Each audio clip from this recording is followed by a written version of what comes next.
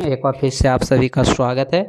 जैसे कि आप लोग जानते हैं फ्रेंड्स कि आदित्य रंजन सर का जो विज्ञान का रेलवे सामान्य विज्ञान का बुक निकला है फ्रेंड्स, उसका हम लोग daily one liner plus MCQ करते हैं फ्रेंड्स। इस बुक में आपका 5000 एमसीक्यू प्लस एक लाइनर क्वेश्चन दिया हुआ है, ठीक है। तो चलिए हम लोग चैप्टर 3 तक कर चुका है फ्रेंड्स। आज हम लोग चैप्टर 4 करने वाले हैं। तो जो लोग वीडियो में पहली बार आए हैं फ्रेंड्स, वो लोग चैनल को सब्सक्राइब कर दीजिएगा। तो चलिए आज का आपका टॉपिक है विद्युत चुंबकीय और यांत्रिक तरंग, ठीक है। तो चलिए हम लोग सेशन को स्टार्ट करते हैं फ्रेंड्स। आज का आपका सबसे पहले हम लोग तरंग के बारे में पढ़ने वाले हैं, ठीक है। देखिए, किसी माध्यम में एक विक्षोभ जो कणों की शुद्ध गति के बिना ऊर्जा वहन करता है उसे तरंग कहते हैं। क्या कहते हैं फ्रेंड्स? उसे तरंग कहते हैं, ठीक है।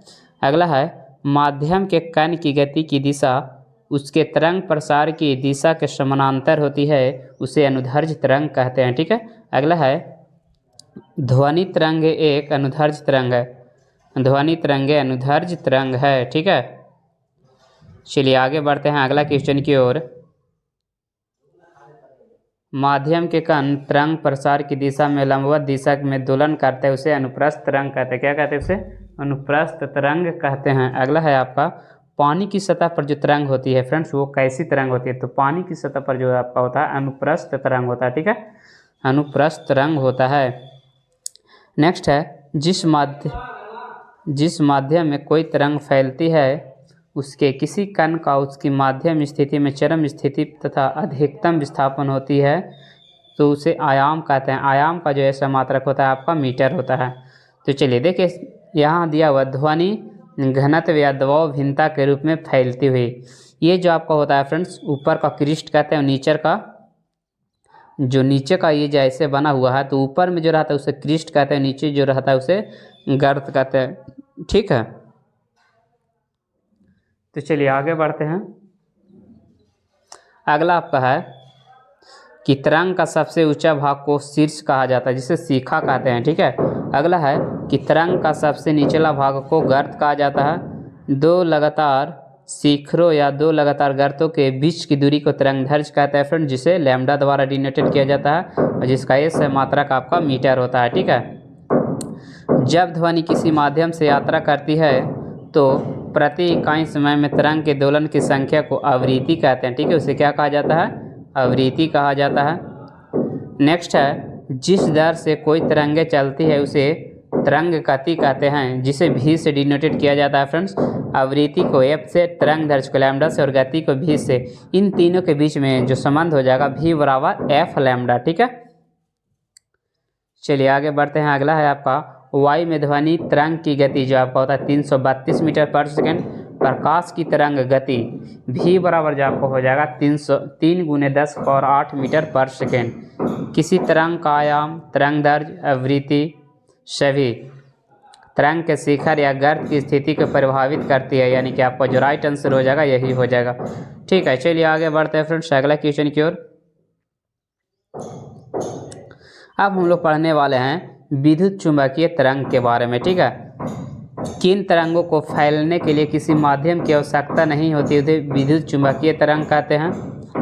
किस तरंग में विद्युत क्षेत्र और चुंबकीय क्षेत्र एक दूसरे के लंबवत तलों में कंपन करते हैं उसे विद्युत चुंबकीय तरंग कहते हैं। अगला है सभी विद्युत चुंबकीय तरंग एक ही प्रकार के अनुप्रस्थ तरंग होती है। किस प्रकार की तरंग निर्वात में प्रकाश की गति 3 × 10⁸ मीटर पर सेकेंड से चलती है उसे सही प्रकार के विद्युत चुंबकीय तरंग कहा जाता है। नेक्स्ट है विद्युत चुंबकीय तरंग का जो तरंगदैर्ध्य होता है वो कहाँ से कहाँ तक होता है? 400 नैनोमीटर से लेकर 700 नैनोमीटर के बीच होती है, ठीक है। अगला आपका दिया हुआ है एक लाइनर एमसीक्यू प्लस एक लाइनर क्वेश्चन है फ्रेंड्स कि विद्युत चुंबकीय तरंग जो कि बहुत ही इंपॉर्टेंट है शामिल है गामा किरणें, एक्स किरणें, परावैंगनिक किरणें, दृश्य किरणें, अवरक्त किरणें, सूक्ष्म किरणें एवं रेडियो किरणें, यानी कि विद्युत चुंबकीय तरंग जो 7 होती है फ्रेंड्स। ऐसे तो बहुत सारे होते हैं लेकिन मुख्य रूप से 7 दिया हुआ है। परमाणुओं का नाभिक के विघटन में कौन सी तरंग उत्पन्न होती है? तो गामा किरणें उत्पन्न होती है। अगला है एक्सरे का उपयोग न्यून में होता है। जो एक्सरे का उपयोग हम लोग किस में करते हैं? तो टूटी हुई हड्डियों को जांच करने में, क्रिस्टल के अध्ययन में और मेटल डिटेक्टर में, ठीक है, मेटल डिटेक्टर। अगला आपका दिया हुआ है त्वचा कैंसर के लिए किस प्रकार की किरणें जिम्मेदार होती है? तो ये जो आपको हो जाएगा परावैंगनी किरणें, ठीक है। नेक्स्ट है परावैंगनी अल्ट्रावायलेट किरण की खोज किसके द्वारा की गई थी? तो रिटर द्वारा। परावैंगनी किरण का उपयोग निम्न होता है जल के शोधक में, दृश्य लिखाई और नकली दस्तावेज का पता लगाने में किया जाता है, ठीक है। अगला है दृश्य प्रकार की खोज किसके द्वारा किया गया था? तो ये जो किया गया था आपका न्यूटन के द्वारा किया गया था। दृश्य प्रकाश के जो खोज किया गया था न्यूटन के द्वारा किया गया था। अगला है दृश्यमान किरण का उपयोग निम्न में से होता है। दृश्यमान किरण का उपयोग जो होता है फ्रेंड्स परावर्तन, अपवर्तन, व्यक्तीकरण, विवर्तन, ध्रुवीकरण, प्रकाश वैद्युत प्रभाव में, ठीक है। इंफ्रारेड किरणें की खोज किसने की थी? तो हर्शेल के द्वारा किया गया था। किसके द्वारा? हर्शेल के द्वारा किया गया था, ठीक है। इंफ्रारेड किरणें की खोज जो किया गया था हर्शेल के द्वारा किया गया था। अवरक्त किरणें का उपयोग निम्न में से होता है टीवी रिमोट कंट्रोल में। जो अवरक्त किरण का उपयोग जो हम लोग करते हैं, टीवी का जो रिमोट होता है ना, उसमें हम लोग अवरक्त किरण के यूज करते हैं। चाहे फिर कोहरे के धुंध में, दूर तक देखने में, खराब मौसम में, फोटोग्राफी में हम लोग अवरक्त किरण का उपयोग करते हैं। सूक्ष्म तरंग की खोज किसके द्वारा की गई थी? तो पर्सी स्पेसर के द्वारा किया गया था। सूक्ष्म तरंग को अन्य किस नाम से जाना जाता है? तो लघु रेडियो तरंग के नाम से जाना जाता है। सूक्ष्म तरंग का उपयोग किन उपकरणों में किया जाता है? सूक्ष्म तरंग का उपयोग किन उपकरणों में किया जाता है? तो ये जो किया जाता है रडार, सैटेलाइट, माइक्रोवन, ये सब में किया जाता है। अगला क्वेश्चन है आपका रडार का पूर्ण रूप क्या होता है? तो रेडियो डिटेक्शन एंड रेंजिंग, ठीक है। रेडियो तरंग की खोज मार्कोनी के द्वारा किया गया था फ्रेंड्स। रेडियो तरंग का उपयोग रेडियो के दूर संचार में किया जाता है। यदि किसी विद्युत चुम्बकीय तरंग की आवृत्ति भी और तरंग दैर्ध्य लैम्डा हो तो विद्युत चुम्बकीय तरंग E बराबर हो जाएगा hc बटा लैम्डा, यानी कि V बराबर c बटा लैम्डा हो जाएगा, ठीक है। ये आप लोग याद रखिएगा फ्रेंड्स। चलिए आगे बढ़ते हैं हम लोग। किस तरंग की अधिकतम ऊर्जा होती है? तो गामा किरणों में, क्योंकि इसकी आवृत्ति उच्च होती है, सबसे अधिक जो ऊर्जा होती है ना गामा किरणों में होती है, ठीक है। देखिए विद्युत चुम्बकीय तरंग है, आवृत्ति ऊर्जा का बढ़ता क्रम सबसे ज़्यादा गामा में होगा, फिर एक्स में परावैंगनी, दृश्य, अवरक्त, सूक्ष्म, रेडियो। उसके बाद आपका आवृत्ति सबसे ज़्यादा आवृत्ति किस में होगा? बैगनी में, फिर इंडिका, नीला, हरा, पीला, लाल, नारंगी, लाल, ठीक है। चलिए आगे बढ़ते हैं फ्रेंड्स। अगला क्वेश्चन है आपका यांत्रिकी तरंग, ठीक है। यांत्रिकी तरंग जिन तरंगों को फैलने के लिए माध्यम की आवश्यकता होती है उसे यांत्रिक तरंग कहते हैं। यांत्रिक तरंग का उदाहरण हो जाएगा जल तरंगे, ध्वनि तरंगे, स्प्रिंग तरंगे। कौन सी तरंग अनुप्रास्त एवं अनुदैर्ध्य दोनों होता है? तो ये आपको हो जाएगा यांत्रिकी तरंग। ध्वनि तरंग को यांत्रिक तरंग भी कहा जाता है। ध्वनि तरंग को क्या कहा जाता है? यांत्रिक तरंग भी कहा जाता है। यांत्रिकी तरंग का माध्यम में संचरण किस कारण संभव होता है? तो प्रत्यास्था एवं जड़त्व के कारण संभव होता है। चलिए नेक्स्ट क्वेश्चन की ओर बढ़ते हैं फ्रेंड्स। यांत्रिक तरंग का वर्गीकरण। सभी यांत्रिक तरंग की ध्वनि सुनी जा सकती है। इस आधार पर इन्हें 3 श्रेणियों में बांटा गया है। सबसे पहले एक श्रव्य होता है, अपश्रव्य होता है, परश्रव्य होता है। तो देखिए श्रव्य का जो रेंज होता है 20 हर्ट्ज से लेकर 20,000 हर्ट्ज होता है, और आप श्रव्य बोलेगा ना तो 20 हर्ट्ज से कम, और परश्रव्य बोलेगा तो 20 हर्ट्ज से अधिक, ठीक है। 5 वर्षों से कम उम्र के बच्चे तथा कुछ जानवर जैसे कुत्ते तथा ध्वनि सुन सकते हैं 25 किलो हर्ट्ज, ठीक है। 20 हर्ट्ज से कम आवृत्ति वाले यांत्रिक तरंग जो आपका होता है वो होता है अपश्रव्य तरंग, जो कि अभी बताए थे फ्रेंड्स। किन तरंगों को मानव द्वारा नहीं सुना जा सकता था? अपश्रव्य तरंग को नहीं सुना जा सकता है। गैंडा, हाथी और व्हेल जैसे कुछ जानवर परश्रव्य ध्वनि को सुनता है, ठीक है। परश्रव्य ध्वनि को सुन सकता है, ठीक है। अगला है कुछ जानवर भूकंप से पहले परेशान हो जाते हैं क्योंकि ये मुख्य आघात तरंगों के शुरू होने से पहले कम आवृत्ति की अपश्रव्य उत्पन्न करते हैं, ठीक है, जो संभवतः जानवरों को संकेत करती है। 20,000 हर्ट्ज से अधिक आवृत्ति की यांत्रिक तरंग जो होता है आपका परश्रव्य तरंग होता है। डॉल्फिन, चमगादड़ और कुत्ते जैसे जानवरों द्वारा निर्मित यांत्रिक तरंग जो आपका होता है परश्रव्य तरंग होता है, ठीक है। अगला है कि कौन सी उच्च आवृत्ति तरंग है जो बाधाओं की उपस्थिति में भी अच्छी तरह से परिभाषित पथों पर यात्रा करता है, उसे प्रस्रव तरंग कहते हैं। क्या कहते हैं? प्रस्रव तरंग कहते हैं। कठिन पहुंच वाले स्थानों पर स्थित के लिए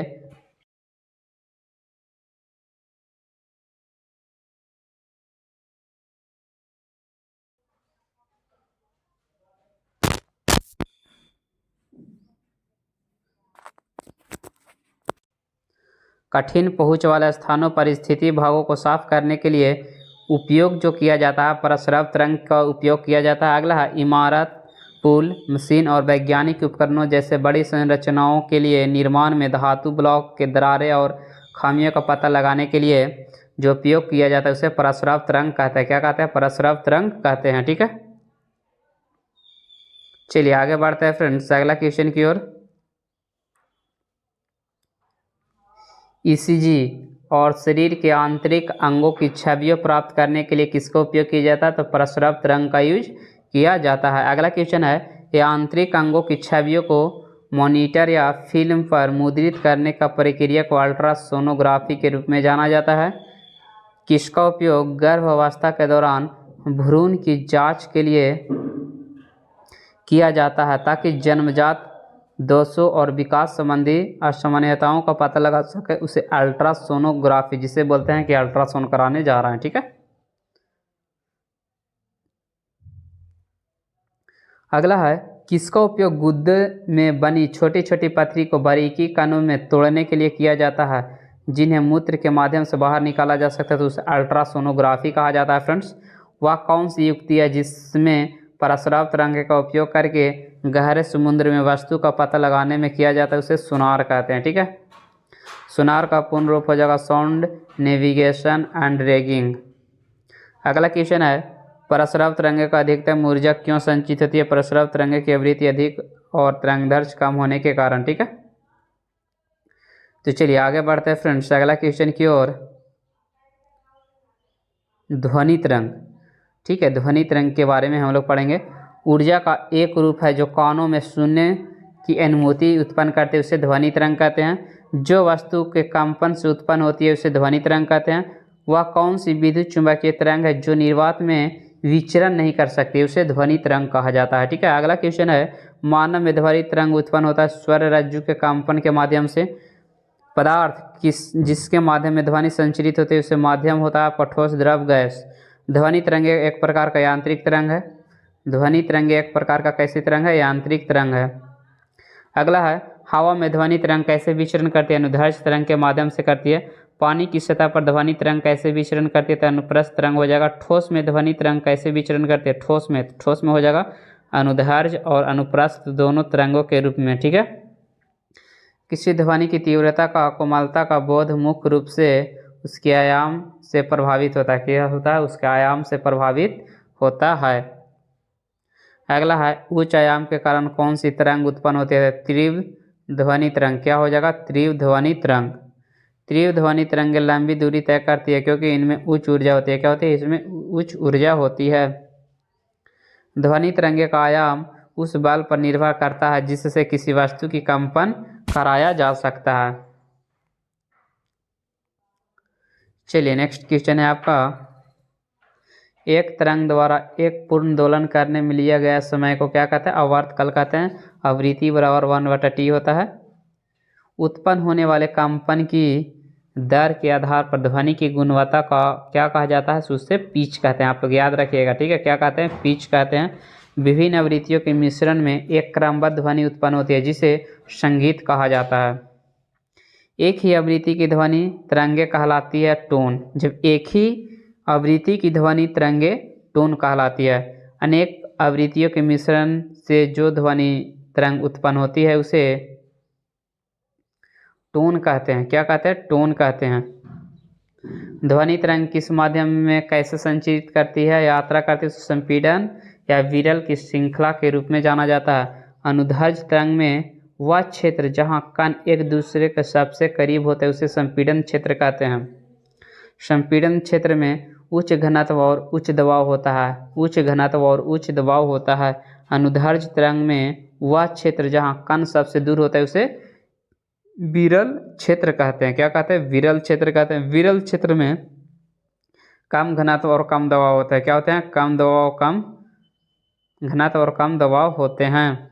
अगला है समान भौतिकी परिस्थितियों में किसी दिए गए माध्यम में सभी आवृत्तियों के लिए ध्वनि की गति लगभग समान रहती है। क्या रहती है? ध्वनि की गति लगभग समान रहती है।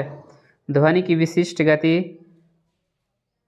पर निर्भर करती है तो उस माध्यम की विशेषताओं पर जिसमें यह यात्रा करती है। अगला है किसी माध्यम में ध्वनि की गति प्रभावित होती है उसे माध्यम के तापमान से। किससे होता है? माध्यम के तापमान से। माध्यम का तापमान बढ़ने से ध्वनि की गति भी बढ़ती है। जब माध्यम में जो टेम्परेचर बढ़ाएंगे ना तो क्या होगा कि ध्वनि की गति भी बढ़ता जाएगा। अगला है 0 डिग्री सेल्सियस पर ध्वनि की गति जो आपका होता है 332 मीटर पर सेकेंड, लेकिन जब टेम्परेचर बढ़ा देंगे 22 डिग्री सेल्सियस पर ध्वनि की गति जो हो जाएगा आपका 344 मीटर पर सेकेंड हो जाएगा। अगला है ध्वनि की गति किस माध्यम में सबसे ज़्यादा होती है? तो ठोस, तरल एवं गैस में सबसे ज़्यादा होती है। ठीक है, चलिए आगे बढ़ते हैं फ्रेंड्स अगला क्वेश्चन की ओर। ध्वनि भी प्रकाश की तरह परावर्तन के नियमों का पालन करती है। ध्वनि तरंग का आयाम उस बल पर निर्भर करते हैं जिससे किसी वस्तु को कंपन कराया जा सकता है। ध्वनि की गति माध्यम के किन कारणों पर निर्भर करती है? तो तापमान, घनत्व और लोच पर। ठीक है, चलिए आगे बढ़ते हैं फ्रेंड्स अगला क्वेश्चन की ओर। चलिए अब ज़्यादा नहीं बचा हुआ है फ्रेंड्स।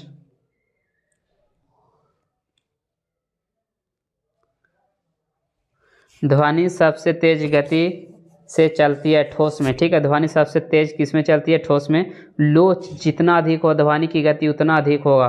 लोच जितना अधिक होगा ध्वनि की गति उतना होगा। आर्द्रता बढ़ने पर ध्वनि की गति बढ़ती है।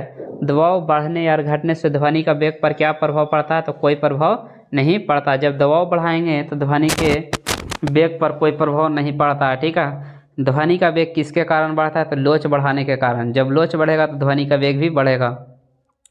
निर्वात में लोच शून्य होने के कारण निर्वात में ध्वनि का प्रसार नहीं होता है। ठीक है, जैसे जैसे गैसों का आणविक भार बढ़ता है ध्वनि का वेग कम होता जाता है। ठीक है, जैसे जैसे आणविक भार बढ़ता है वैसे वैसे ध्वनि का वेग कम होते चला जाता है।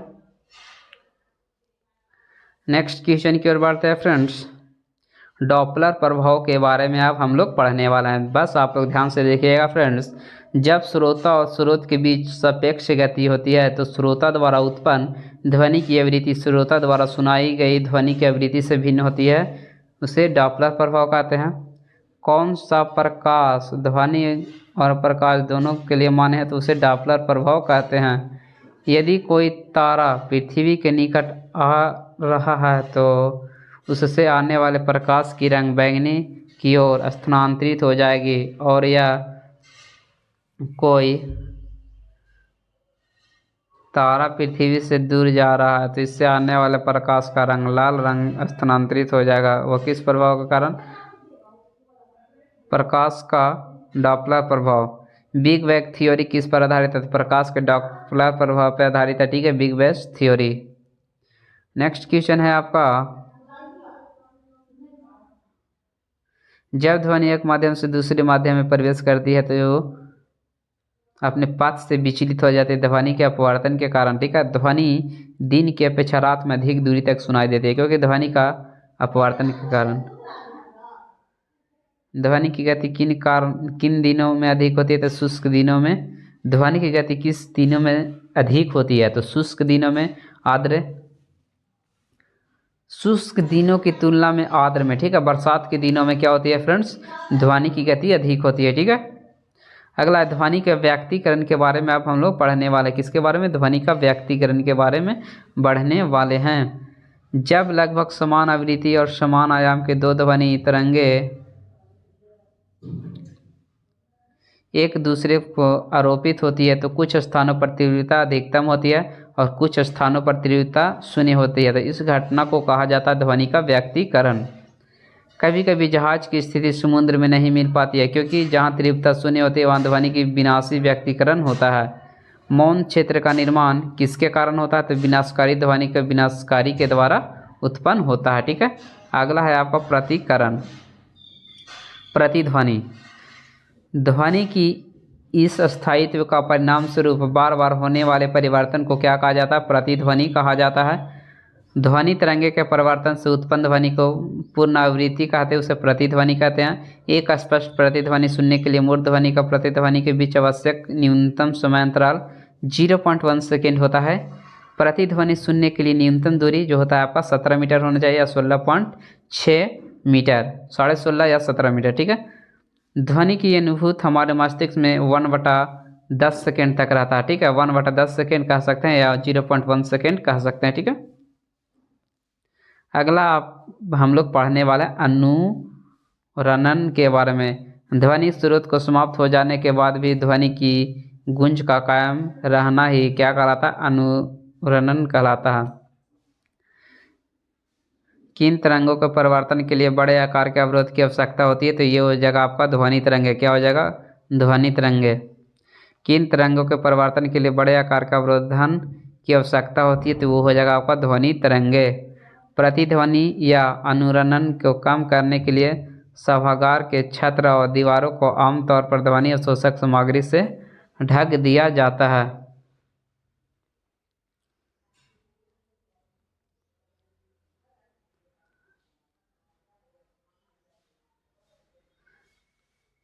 कॉन्सर्ट हॉल और सिनेमा हॉल की छत्र ताकि ध्वनि परिवर्तन के बाद हॉल में सभी कोने में तक पहुँच सके, उसे घुमावदार होता है, ठीक है।